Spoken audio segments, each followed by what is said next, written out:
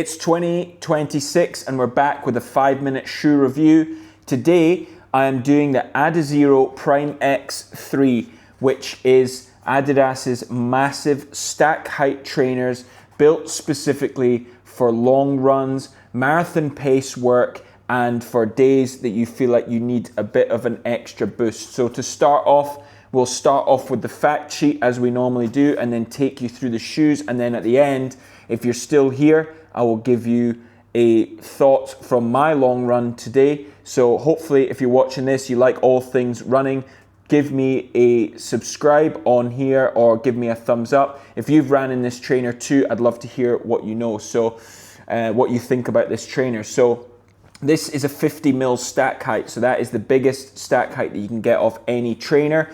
Okay, so there's a drop around 6.5 mil, which is quite low for most people. So, you know, anyone who is suffering any Achilles issues or plantar fasciitis, this will not be the shoe for you.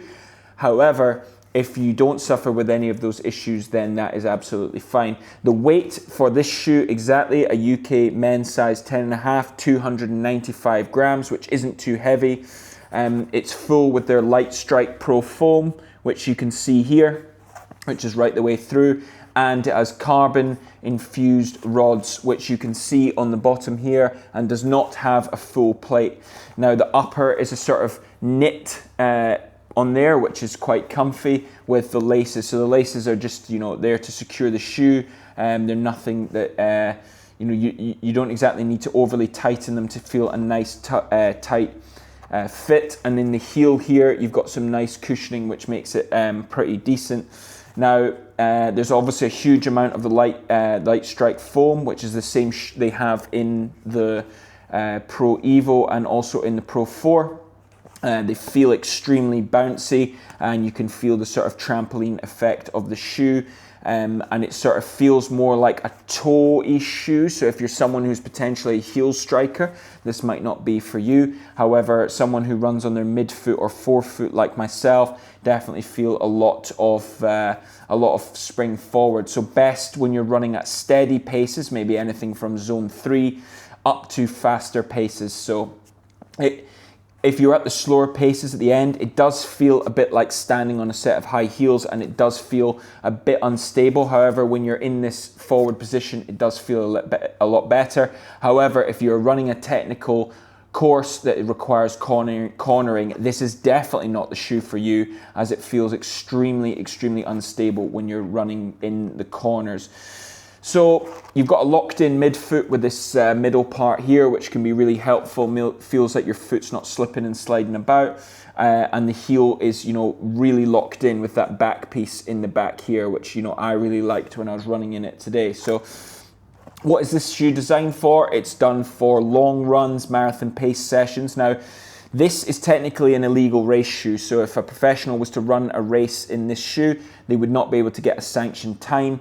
However, you know, most of us are not running these elite times, so most of us are okay to wear it. So runners doing long marathon pace sessions, you want to try and save your legs for other days, this is definitely a shoe for you. You know, if you want a bit of leg protection, shoes with maximum stack height have been shown to be protective against injury, so that's definitely something you want to wear. And if you want a super fast shoe for all your training. Now, I'm going to do a race in these tomorrow, but today I did a 20K in them, so I'll tell you what I think. So I was running at the start of the run around easy zone 2 paces for around 10K.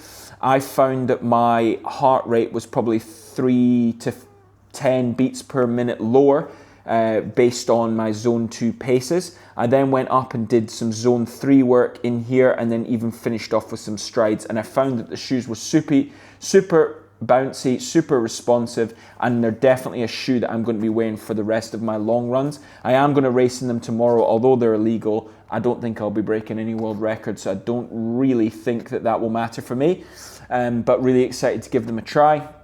One downfall of the shoe, I will feel like with my shape of my toes in this far corner, I did feel like a lot of pressure in here, and did feel like a lot of pressure on my big toe in this top corner. However, overall pretty comfy for 20K, and pretty happy. I think these are retail the same as the Pro 4, around $200-ish, so you know, pretty good. So it's a short 5-minute shoe review.